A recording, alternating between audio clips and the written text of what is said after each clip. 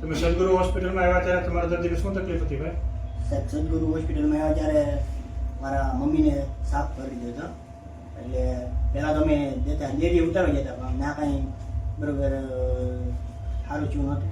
પછી ડાયરેક્ટ અમે આવ્યા હતા અહીંયા સદગુરુ હોસ્પિટલ સોલંકી સાહેબને ત્યાં તો મારા મમ્મીની તબિયત ફૂલ હાલત ખરાબ હતી અને બધું કાંઈ આમાં હાથ પગ એવું કાંઈ હલતું નહોતું, આંખું કાંઈ ખોલતા નહોતા અને શ્વાસની તકલીફ આમ બહુ હતી.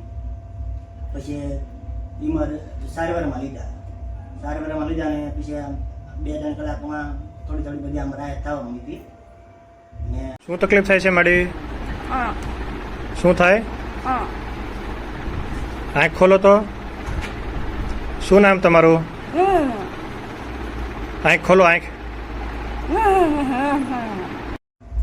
આજે અમારે રજા થઈ રહી છે અને મારા મમ્મીની તકલીફ હવે બહુ સારી થઈ ગઈ છે અને સારવાર પણ બહુ સારી કરે છે અને સ્ટાફ પણ બહુ મહેનત કરે છે.